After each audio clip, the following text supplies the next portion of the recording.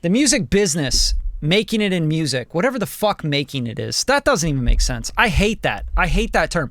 Dude, you made it, bro. What is making it for you? Because I never want you to quit your music career or your music dream, give up on what you're doing. I never want that for you. I want you to succeed. I want you to go sell a bunch of records, sell out stadiums, get a bunch of fans, get billions of streams, because I really do want that for you. I have to talk about this.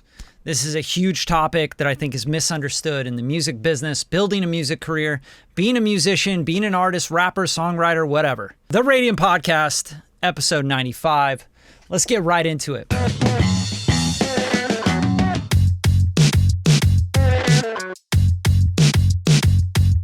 Now, you tuned into the right place if you're looking for music business, talking about music, mixing, mastering, all that stuff, music, anything music, right? I've been in music for 23 years now, going on 23 years. It'll be this year. I'll be in it for 23 years. Geez, where do I start? I don't really know if I've ever told my story on the podcast. I don't think a lot of people know, like, who is Bradley Denniston and what is Radium Media, Radium Records? What is all this stuff? Why do you guys do this? Like, you know, what are you guys? An internet thing? Like, oh, you're on Instagram. Oh, what are you, social media guys? What are you, YouTubers? No, absolutely not. I do this because I love doing it. I love teaching. I love talking about music. I love talking about music business. I'm fascinated by it. I've been in it for a very long time. As a living, in my career, I've been making a living with music for over a decade now, which it's about 12 years, somewhere around there. And I mean, I'm actually making money and paying my bills off of music. Okay. So it's a little different than I work in music, but I also have a side hustle and a day job and all this other stuff. So who am I? Where did I come from? What's going on? And what do I want to talk about today? Well, today I want to talk about, first of all, you not giving up on your music career and understanding what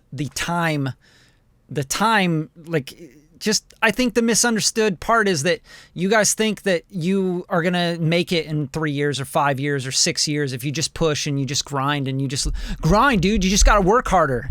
And it's just absolutely not about that. The music business, making it in music, whatever the fuck making it is, that doesn't even make sense. I hate that. I hate that term. Dude, you made it, bro. What is making it for you? I've made millions of dollars in music over the last 10 years, over the last 12 years, over the last 15 years. Millions and millions and millions of dollars. Is that making it? To me, it's not, right? To other people, it's like, whoa, dude, that's amazing. Like, you were making high six figures a year. Like, whoa, you made $300,000 last year with your business. Whoa, you made it. Like, a lot of people think that. Oh, you're going to break $1 million. Oh, you sold 1 million records. You made it. Like, a lot of people just don't, once you get to that standard, you don't think you made it. Just like someone that makes $250,000 a year doesn't think they made it. And if they do, they're in the middle class, like upper middle class, barely, if they live in LA. Right? So really think about this. Think about this. Like, I see on the internet all the time, everybody's talking about, man, if I don't make it within, this year's my year, bro. Such bullshit. It's the worst shit you could possibly say. Oh man, 2022 is going to be my year. You have you're not doing anything different than you've done, right? So what I want you to really focus on is not the time. Like, that's what I'm trying to get to with all my blabbering.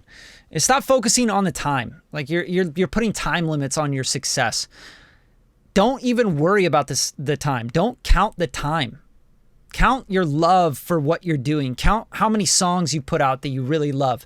Count how many times you've sat in the studio and worked for 12 hours and lost track of time and made 2 songs or 3 songs and stuff that you really love. Like, what happened? Like, why are we so obsessed with, I have to get this and I have to get to this spot and break $1 million within 3 years. I got to break 1 million streams. I got to, you guys putting time limits on this shit.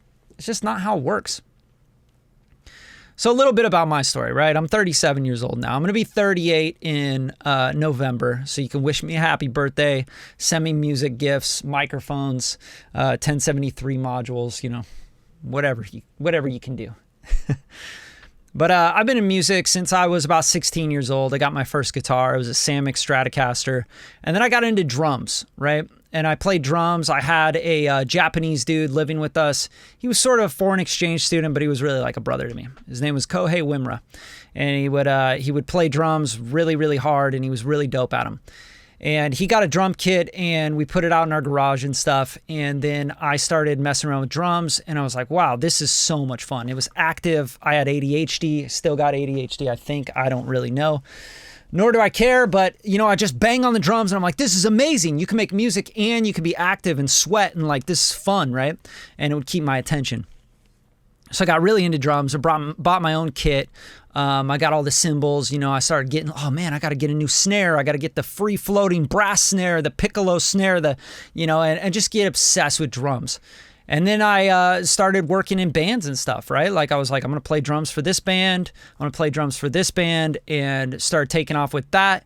And then I was like, yo, I need to be like writing songs. I need to be in the forefront. I can sing, So I started singing in bands and writing songs and all that stuff. And yeah, a lot of stuff happened in those periods of time. And that was high school, right? Like even high school, a lot of stuff can happen for you. I mean, kids nowadays, shit, they're like, 16, 17 years old, blowing up, getting record deals, going and buying cars they can't afford. But, long story short, I basically just stayed obsessed with music my whole life.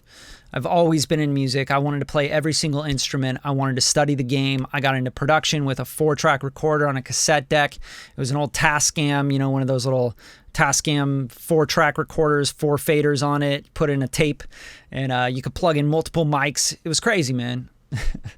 And we would record band practices and stuff, and I started getting obsessed with like how the things sound. And this was back when you don't have iPhones. You didn't have, the computer was like, there's no way you're like going in and chopping vocals and making samples and shit. So we use like MPCs, right? Like I bought an MPC. I had the MPC 2000 XL. I had the MPC 3000, which was like amazing to me because Jay Dilla had it, right? I spent all my money and all my time obsessed with music. I finally turned 25 years old. And I had kind of been doing music on the side the whole time, making money, mixing records and making records with people. And then I finally decided, you know what, I need to go all in on this. I need to really make a commitment that's going to hurt if I don't follow through. So I checked out this school in the Bay Area called Expression Digital Arts, which is now SAE, and it's in Emeryville, right outside of Oakland and Berkeley. And I went to school there.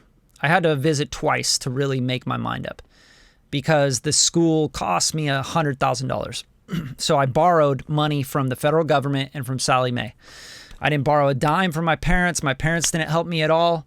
They helped me with their love, and I love them. Thank you, parents. You are the greatest. They're amazing parents. They were always supportive. They would send me, $50 Trader Joe's gift cards every once in a while. And I really appreciated that. And then there was a period of time where they were sending me like $200 a month to help me out with, because I was broke as shit. Like I literally was living in the Bay Area off $1,100 a month, right? That I had to spend on rent, food, everything. I was taking the BART through the Fruitvale station, and yeah, I was just kind of living a weird life. I basically went through a divorce then. Not really a divorce. I was like engaged to be married. The girl broke it off with me because she just could not handle what I was trying to do. And that being said, that was a big sacrifice, and I think that everybody should take that sacrifice if they really love the music thing.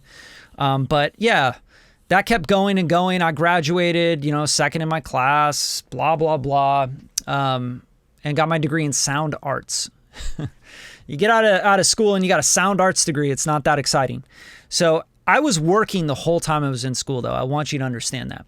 I was recording voiceovers. I became a voiceover artist. I got a contract with Pandora to do internet voiceovers, and I was getting paid to do that. I was recording out of my closets, out of the house, and off of my setup, right? Even at school, I would charge people to mix or do sessions with me, jazz bands, funk bands, singer-songwriter, rock bands, a lot of trap music, a lot of rap music, right? Bay Area. Just met some great people, and everything was awesome. And like, I don't know, everything was awesome, but I was broke as shit. And the music thing was just like kept going. So I graduated, and then the first thing I did was think to move down to LA. So I got an internship unpaid with Mark Mothersbaugh, who's a big time composer. I'd say he's probably in the top 50 composers in the world. He's done a ton of stuff, Marvel movies to, Lego to Warner Brothers movies, all that. I got a ton of credits and a lot of experience through working with him. I worked with him for 5 years. I made 6 figures a year working with him because I would take on commercials and write for commercials after hours. And I would do everything I could to write music, engineer, produce music. I was the in-house head engineer and music producer at Mutata Musica here on Sunset Boulevard. And I hit a ceiling and I basically wanted to do more. So I quit there and I started my business, which was Radium Media. Now it's Radium Records. Been doing that for about 5 years. Okay. So think about that. Just really put that into perspective. That's my journey. And I don't have anything to show for it besides I won't say that. That's kind of doomsday. I have a lot to show for it. I have my skills. I have a business that produces income and does really well. And I get sync records and licensing, and I work with really cool artists, and I write my own songs, put out my own music. And I'm kind of doing what I want to do now, which is great. But I'm also still working on projects that I don't want to work on. I'm working on client projects that I really want to say no to, right? And if I just sat around and thought, man, if I don't get it in the next 5 years, in the next 2 years, if this year isn't my year, I'm going to quit music. Man, I would never think like that, first off. And if you do think like that, I don't think this is the right career for you. And that's why I wanted to get on this podcast, is because there's so many people that jump into music thinking they're going to go make a bag. Get the fuck out of here. Where's the bag for music, man? You can get a bag, but you're going to spend that bag so quickly. Music costs a lot of money. The gear costs a lot of money. The studio I'm in right now costs me a ton of money. The gear that I'm using every day costs me a ton of money. Upgrading your computer costs a lot of money. The software, the plugins, everything. Everything costs money. You want to advertise and get more clients, going to cost you money. And it's going to cost you a lot of time, and it's going to cost you a lot of relationships and nights out with your friends and family and times and holidays, right? When I was in the middle of Lego Movie, when we were working on the Lego Movie, I remember it was just really busy around the holidays. I had already booked my ticket to go see my parents up in Portland and see the family, and I literally had to cancel last minute because I was working on that movie, and I was working hard on that movie. I was producing on it. I was working on Everything Is Awesome, which went platinum, which is amazing. I can't believe that even happened. And I was working with, Tegan and Sarah. Like, I worked with Tegan in the studio. I recorded her vocals. I produced her vocals. I worked on so many things on that movie. I did all the synths on that movie. I did drum programming on that movie. I did so many fucking things. I did so many recording sessions on that movie. So many mixes, right? And I had to say no to other things. I had to say, no, I can't see you for the holidays, mom and dad and family. No, I can't go out and drink. No, I can't do this. No, I can't do that. I would get home at 7, 8 p.m. after working all day long, 10, 15-hour days, and I would crash out at 7:30. It was crazy. I was just so exhausted. I was learning all this new stuff, and I was working on all this new stuff that I just didn't really know what I was doing, and I thought I did, I thought school was teaching me this stuff. It's get out of here, man. You got to get into it. You got to be in the sessions. You got to have Pee Wee Herman in the session telling you what the hell are you doing? Look at you a funny way and be like, oh God, maybe I'm fucking this up. You got to have all the advertising people behind you while you're, running the session for a Lexus commercial. You got to have people that are bigger than you and better than you. And you got to grow exponentially every day, and you got to stay confident, but you can't get cocky, right? You can't think you made it. And you can't put a stamp on you made it. You can't put a time on you made it. A lot of you guys, you start music, you release 5 projects, and then you're like, I don't know what to do, man. And you're in your 20s. Shut up. It's just so funny to me. I just think I should be so much further along. Do you? Wait till you're 10 years from now, and then tell me how you really feel. You know what I mean? Because I think where I'm trying to go with all of this stuff, and what I'm trying to tell you right now, is from 22, 23 years of experience in music, and about half of that, if not more than half of that, in the real game of music, working in the business and making my living. I'm trying to tell you right now, you don't get into this with a time limit. You don't get in this with a goal sheet that says, I will have a platinum record by 2023. You can't count that. You can't measure that. So instead, start measuring other things, because I want this to be valuable for you. Start measuring how many hours you spend on something. Start measuring how many books you're going to read. Start measuring how many tutorials and masterclasses you're going to take.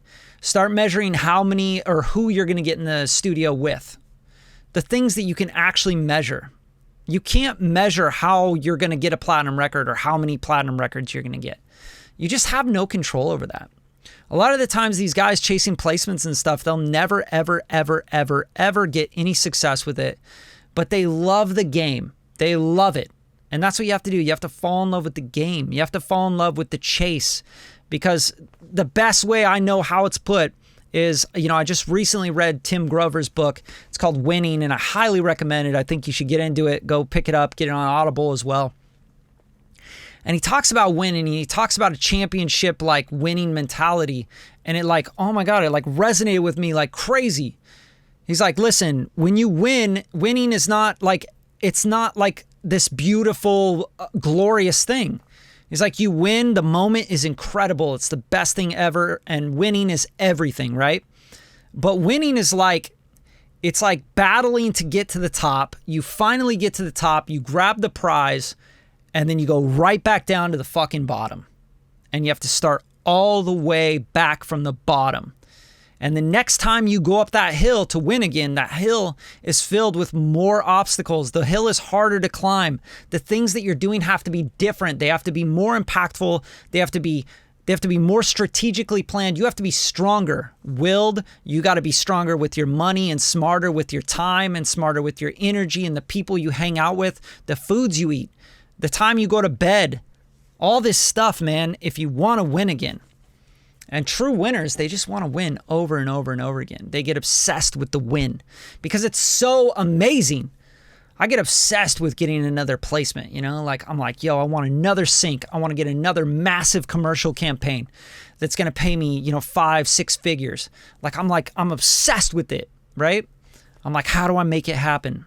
Who do I got to get involved? How do I take even 50%, right? I want to do that. I want to win, And I think you guys have to really stop thinking about the time limits. You got to stop thinking, man, this year's my year.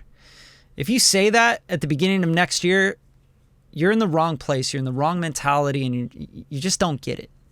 You don't understand it. Oh, 2022 is our year, bro. And you don't have any proof of any of that shit. Get out of here with that shit. Oh, we're finally going to be there, bro. Oh my God, it just makes me crack up. It's just the funniest thing is when people say that, or they're showing off on Instagram what time they woke up or something. Yeah, cool, man, you're hustling, you're grinding. Stop talking about that. What you need to focus on is winning. Focus on your skills. Focus on getting better. Stop looking at the clock. Stop looking at the calendar, and start looking at what you're doing today and see how you can win every single day. And another strategy that I thought was really, really cool, and I want to share with you before I end and wrap up this podcast, is I was listening to another podcast from, I forget his name, but entrepreneur dude, runs his own business, really big time. And he said, it's not about waking up and winning the day with 50 things you're going to do, right? I'm going to fucking kill this day, man. I did crazy numbers today. And then tomorrow you're out with your bros, drinking and getting stupid. And it's Friday, it's Saturday, it's Sunday, it's Monday, And then by the time Tuesday, Wednesday hits again, you're I did a crazy productive day. No, it's not about that. It's about doing 5 productive, most important, valuable tasks that are going to move you towards your goal every single day for 50 years, for your whole life. And you let that compound. I have days literally where I finish my shit by 3-4 o'clock. And I'm yeah, I'm going to go do whatever the fuck I want to do. Right? I'm going to go take a nap. I'm going to go take my dogs on a walk. I'm going to go write a song in the bathroom. I don't usually do that. That's kind of weird. But the point is you got to stay consistent with what you're doing and try to compound on that and figure out what those important things are and stop counting the time. Stop thinking that like, oh man, I'm so overdue for a win. No, you're not overdue for a win. Winning doesn't want you to win. And what you're doing is not anything that's trying to get to winning. You got to go through the hard shit, the mundane shit, the shit that you don't want to do, that nobody wants to do. You got to sit down and you got to do it. You got to edit with vocal line and do your crossfades and retake that take about 50 times. You know, you got to do the hard work, the stuff that's not fun and not glorious. And that's how you're going to win. And that's how you're going to get somewhere where you're proud of. Okay? So for now, shut up. Shut up. If you're in your 20s, you're in your teens, you're in your 30s, your 40s, your 50s, I don't care. Nobody cares. Stop. Stop with the sad sorry. Oh, I don't have any money. I don't have any time. If it doesn't work for me in 3 years, I'm quitting. It's like, come on, get over it. All right, so now we're at a point right now where you just got to get to work, but you got to stop looking at the calendar. You got to stop putting time limits on your success and understand it's going to take a lot more. It's going to take a lot more than you think it's going to take. Thanks for tuning in. That's the Radium Podcast. That's what I got to say today. Stop putting time limits on your success. And yeah, this is a lifestyle thing. This is a lifetime of music. I don't think I'll ever quit music. Even if I'm deaf, I'm going to be like putting my feet on stuff, like trying to feel the vibrations like, yeah, man, that's what's up. Sitting on subs, getting weird. All right. Take it easy.